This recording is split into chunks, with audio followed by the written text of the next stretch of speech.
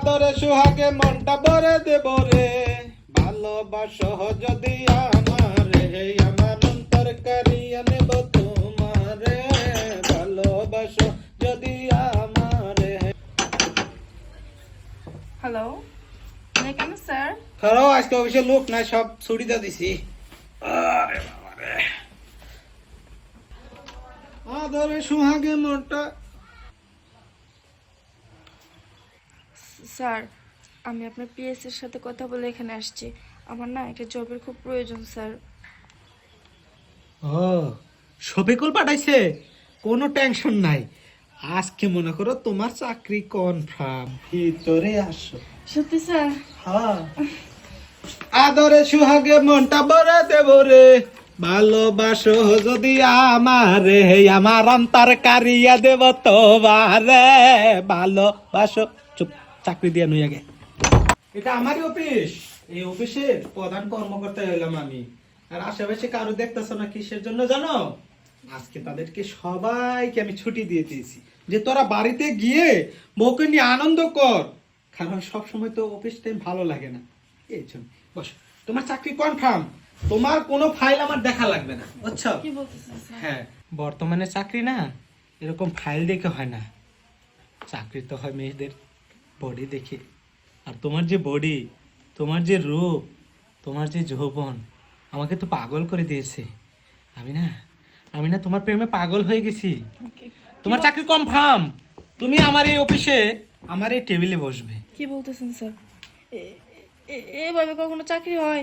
এটা তো আমি ফার্স্ট শুনতেছি যে নিজের হাতেরটা থেকে শরীরটা অনেক দামি।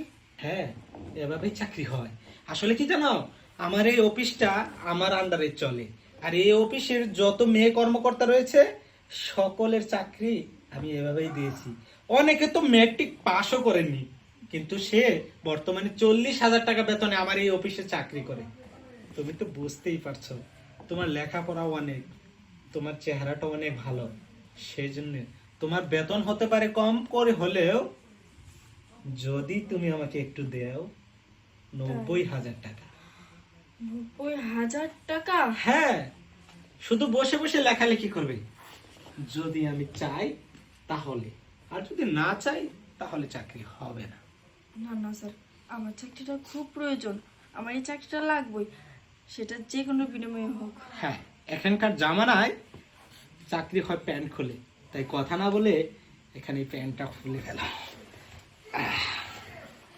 আদরে সোহাগে মনটা ভরে দেব রে, ভালোবাসো যদি আমারে, আমার অন্তর, ওই আমার অন্তর কারিয়া দেব তোমারে, ভালোবাসো যদি আমারে।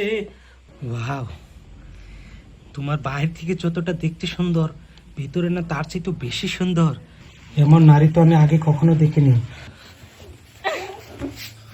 হোয়াট, তুমি আমার অফিসে এসে আমার গাল থাপ্পড় মারলে?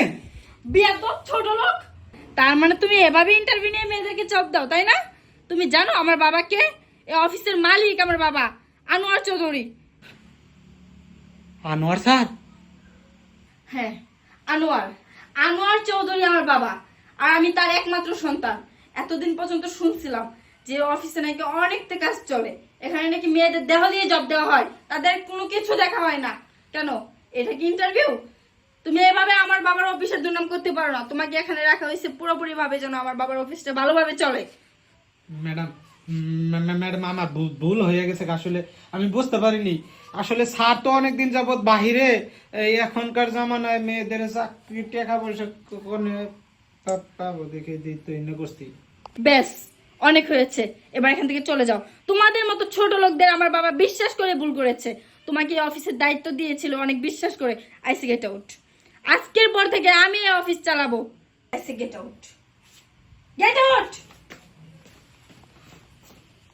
কি হচ্ছে সমাজে? তো মানে এসব কি হচ্ছে আমি বুঝতে পারতেছি না। মানুষের দেহ দেখে জব হচ্ছে।